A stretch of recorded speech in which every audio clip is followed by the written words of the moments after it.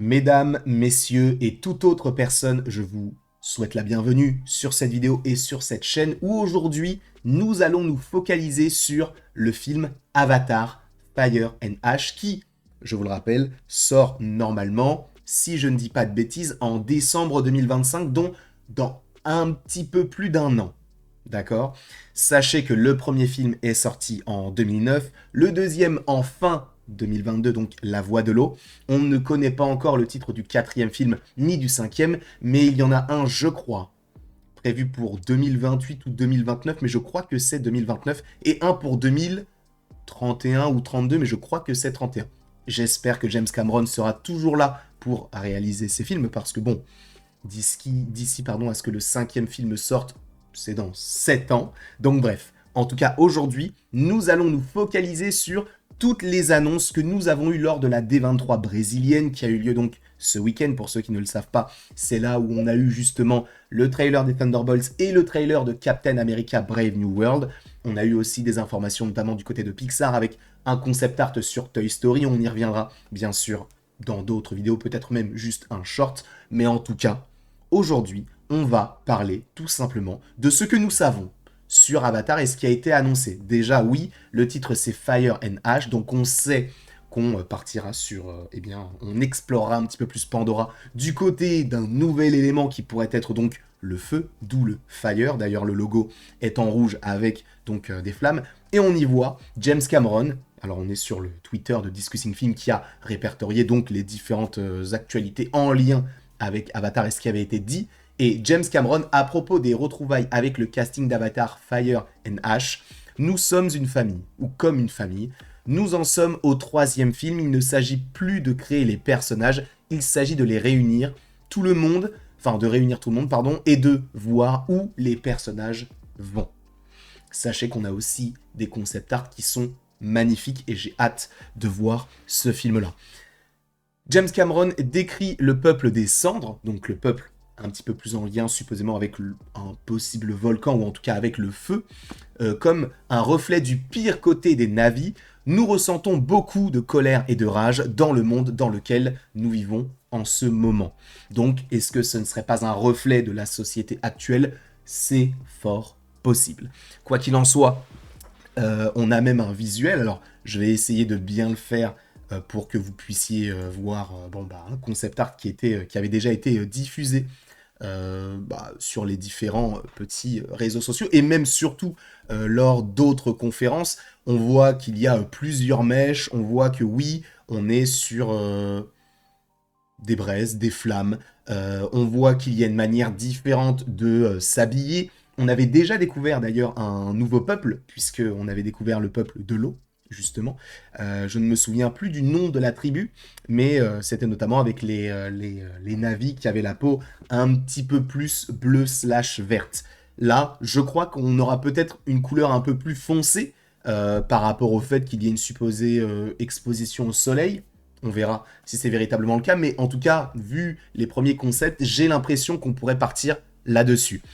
En tout cas, personnellement, les visuels sont magnifiques. Les informations qui en découlent, on comprend que, évidemment, il y a des antagonistes, mais ils ne sont pas tous des antagonistes. Et je pense que ça va être le sujet sous-jacent du film. Évidemment qu'il y aura des membres du peuple des cendres qui seront gentils, je pense, parce que je ne vois pas un peuple être méchant totalement. Et de toute manière, je ne vois pas non plus le peuple de l'eau être totalement gentil.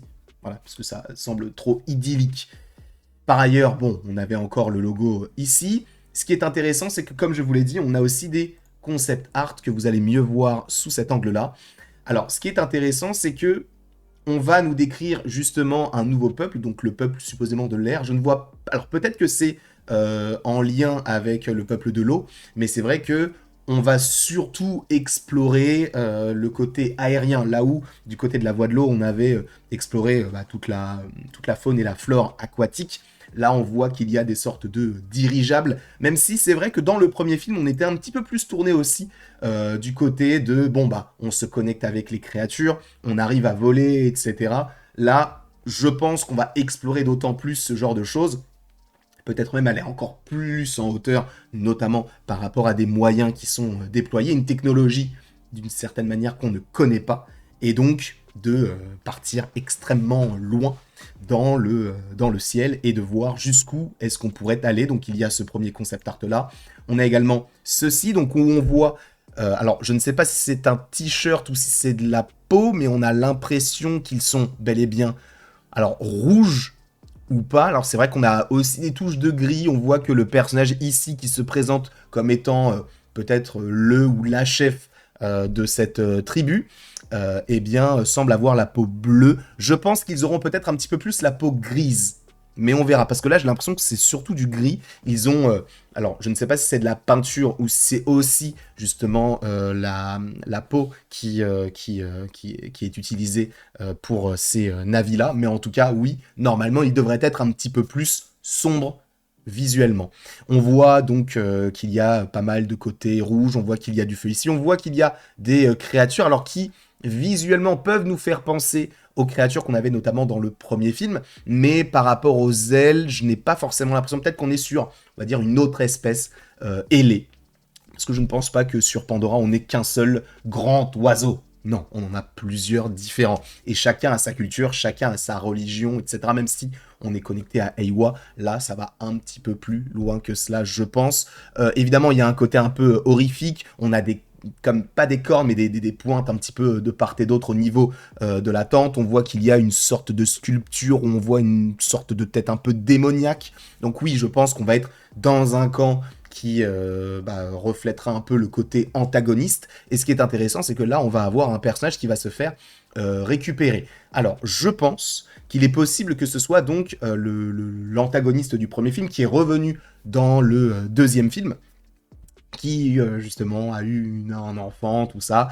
Et là, je pense qu'il va donc se faire récupérer, sachant que l'enfant avait choisi de rester donc avec les Soulis, et lui, donc il était parti de son côté, et je pense que c'est lui qui va faire la rencontre de ce peuple-là. Peut-être qu'il va vouloir prendre sa vengeance, et que eux vont apprendre qu'il y a donc un autre peuple pas si loin qui aurait des ressources dont ils auraient besoin. Bref, ça peut partir un petit peu loin là-dessus, peut-être de revendiquer un territoire, je n'en sais rien, mais en tout cas, je pense que cela pourrait partir là-dessus. Ensuite, on a un visuel donc plus prononcé de cette créature-là. Alors là, on voit qu'ils ont la peau bleue, un peu plus, peut-être un petit peu plus terne. On voit que c'est clairement pas la même espèce. Alors peut-être que c'est la même espèce, mais une autre sorte de cette espèce-là. Visuellement, je trouve que c'est vraiment très très beau, sachant que là, je crois qu'on est juste sur des concept art. Hein. On n'est pas vraiment sur le film. Parce que, encore une fois, je pense qu'on pourrait avoir un trailer. En vrai, peut-être... En vrai, tu sais quoi, je vais me renseigner tout de suite. Je vais remettre ma grosse tête. Je vais regarder sur YouTube à quel moment est sorti le trailer. Trailer Avatar The Way of Water. On va se renseigner tout de suite. Parce que, justement, le tout premier trailer, je crois que c'était celui-ci. Et il était sorti il y a 2 ans, le 2 novembre 2022. Donc non, ça, c'était le deuxième trailer. Mais le tout premier official teaser trailer, il est sorti le 9 mai 2022. Sachant qu'en général, vous savez, les studios profitent de la sortie d'un film pour sortir un trailer. Regardez, on a eu le trailer de Mission Impossible pour aller avec la sortie de Gladiator, qui sont 2 films Paramount. Là, étant donné qu'on sera à peu près en mai, on peut supposer que le trailer d'Avatar puisse sortir pour la sortie des Thunderbolts, qui sort à peu près au même moment. On verra, mais en tout cas, oui, avril-mai, je pense qu'on aura bel et bien un premier trailer pour le 3e film.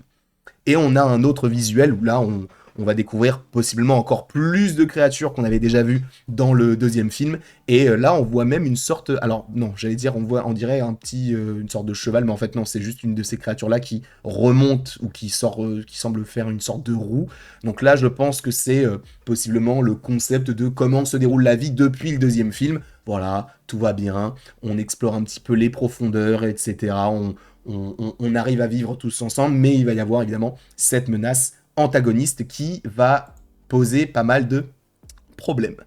De plus, voilà, on a un aperçu de la tribu. Voilà, c'est une nouvelle tribu qui est nomade et qui voyage dans les airs, donc bel et bien, là on a la confirmation que oui, on a ce nouveau peuple qui est présent. Est-ce que c'est un peuple pacifiste? Je pense que oui. Moi, Alors, je ne sais pas ce que vous en pensez, mais après, bon, chacun son avis. Mais étant donné que je suis un énorme fan d'Avatar, le dernier maître de l'air, c'est vrai que par rapport aux éléments, on peut supposer que oui. Alors, non pas qu'il y ait des références à ça, mais évidemment, alors Avatar, le dernier maître de l'air, d'une certaine manière, n'a rien inventé sur les éléments, mais c'est vrai que sur l'utilisation notamment de chaque élément, sur les ballons, etc., visuellement, ça peut être connecté. Non pas que ce soit dans le même univers, évidemment, mais on voit qu'il y a des similitudes. Voilà, tout simplement. Cela, ce n'est que qu'à titre personnel, hein. Je ne dis pas que c'est le cas, c'est juste que moi, ça m'y fait penser. En tout cas, voilà les différentes informations qu'on a pu recueillir par rapport à ce film Fire and Ash qui, je vous le rappelle, sort en décembre 2025. J'espère que vous avez apprécié cette petite vidéo. N'hésitez pas à l'aimer, à la partager, à la commenter et à vous abonner si ce n'est pas déjà le cas. Et après tout ceci, on est là pour parler après de Kevin Feige, si je ne dis pas de bêtises, un petit peu plus tard dans la journée vers 17 ou 18 heures. Mais après tout ceci, il ne me reste plus qu'à vous dire à la prochaine pour la prochaine. C'était pas du tout la photo que je voulais montrer. Je voulais mettre l'outro. Je me suis trompé de bouton. C'est une tristesse absolue, mais en tout cas, sachez que oui, aussi pour Arcane, je n'ai pas encore vu les 3 premiers épisodes. Je les regarderai aujourd'hui, on en parlera demain, ne vous inquiétez pas. Et de toute manière, samedi, on a de nouveaux épisodes qui sortent. Et j'ai vraiment, vraiment trop hâte de les découvrir.